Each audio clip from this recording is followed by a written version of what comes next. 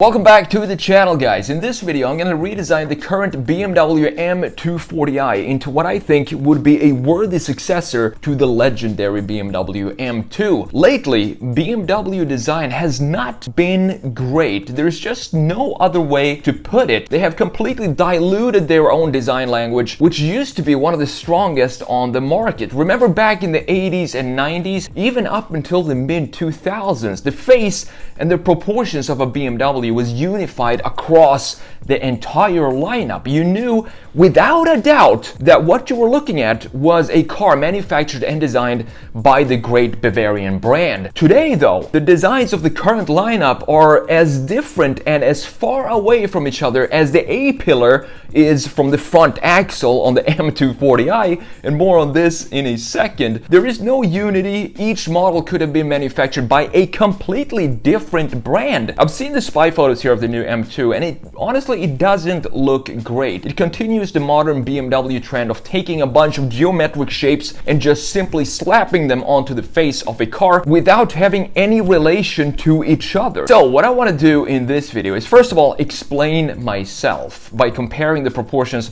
of the last M2 to the M240i in Photoshop and show you exactly what I think is off in the proportions. Then I'm going to disregard the M2 spy shots and design my own version of the new M2 by taking inspiration from one of the coolest BMW concepts that never made it into production, and that is the BMW CSL Concept from 2015. So now, let's jump into Photoshop here and let me show you my problem I have with the new 2 series and what I think is so great about the previous generation that is totally gone in the new one. So let's have a look. Up here we have the M2, down here we have the new M240i, and obviously the new M2 are going to have the exact same proportions like the M240i. It's going to have different styling, different graphic features in front and in the rear, and added some wings and stuff like that, but the overall proportions are going to be exactly the same. So let's have a look at what I think makes the M2 a almost perfect proportioned car for what it is, a small two-door coupe. First, let's just start with something simple. Let's have a look at the graphics here. We have the front headlight right here, as you can see, and the tail light up here. You want to create a movement in the car. You can do it in so many ways. You can have an angle in the lines. You can have different positioning of the headlights and taillights, and that's one of the things that BMW does great with the M2 here. If we have a line going from right above the top of the headlights, stretching all the way back here, now if we draw a straight line, meets the bottom of the taillight, which means that the rear end sits higher than the front end. That's one of these things that creates this forward-leaning motion. On top of that, let's have a look at and analyze the greenhouse here and the pillars and how they look in relation to the front and rear axles. This is called the greenhouse, in case you didn't know. This is also called the cabin, or where the passengers actually sit inside the car. So let's have a look at the C pillar here, for example. This is the A pillar right here, you have the B pillar, and then you have the C pillar. The C pillar in this case, very beautifully positioned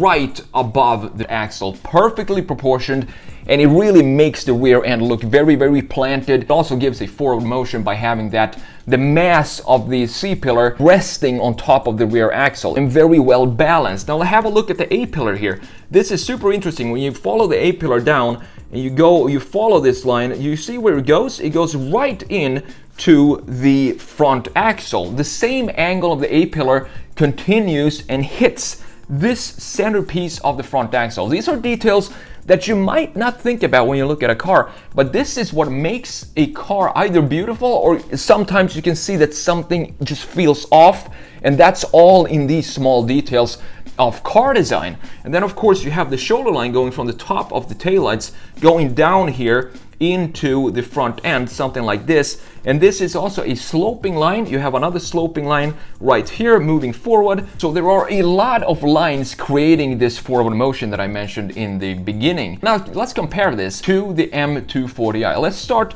with the same thing that we did on the M2. Let's start with putting a line out from the top of the headlight, moving it back, and let's see where it connects to the taillight. So you can see that it connects in the middle of the taillight, and that makes it feel like the rear end sits lower. It sits almost in the same height as the front end. When it comes to BMW dynamic design, this makes it feel a lot more static than the previous generation. And this is just one aspect of making this a very static looking car. Let's have a look at the greenhouse here as well. We continue the greenhouse, and then the C-pillar. C-pillar is good. It's resting right as we have on the previous generation, right on top of the rear axle. Very, very good. So let's have a look at the A-pillar and see if the A-pillar connects as well. And it kind of does. It connects to the front axle right here as well. But at the same time, look at this distance right here from the center of the axle to the A-pillar right here. This distance is a lot longer on the new M240i than it is on the M2. And in my opinion, looking at the hood here on the M240i, it just looks way too long. It sticks out way too far here. Proportionally, it feels like it doesn't really fit the rest of the body. However, the biggest problem that I have with the new M240i is the graphic features in the front and in the rear and in the side as well. We're going to focus on the side here because we're going to redesign the front end in a minute. First of all, let's talk about the shoulder line. Very static looking shoulder. It barely has any angle to it. It's almost a horizontal line compared to the nicely angled moving forward line that we have on the M2. And then we have this line right here that I don't really understand why this vertical line is there. And then you have, in combination with that, you have this horizontal line just crashing 90 degrees here into that front little dent in the body. Now we have two parallel lines here. These two are parallel, creating a very static movement. And as I said, BMW is supposed to be a very dynamic brand with a lot of movement in their design. And this is very geometrical and architectural. I guess that's a new design philosophy for BMW, but I have to say I'm not a fan of it. I really prefer the more emotional and dynamic design that we've seen in the past, but that can still be implemented in a modern way. So that's what we're gonna do right now. We're going to continue here in Photoshop. I'm going to show you the redesign that I made of the current BMW M240i and redesigning that into what I think could be a worthy successor of the BMW M2. So I'm going to take inspiration from one of my favorite concepts in recent times. So this is 7-8 years old by now, but that is the BMW CSL Concept. I really think that they should have put something like that into production because it has a very fresh front-end graphics and the proportions are on point, but it never made it into production. Instead, they went this route and totally flipped the design philosophy of the CSL concept, which I think really emphasizes the dynamic feeling of BMW design. That was almost like a peak dynamic and line flow and emotional design, and then they totally scrapped that and came out with designs like the M240i instead. So what I want to do is show an alternative universe and kind of have the CSL inspire the new M240 and of course what we're doing right here, the new M2. I think it would be a really good looking design. The M240i here, it does have a lot of potential.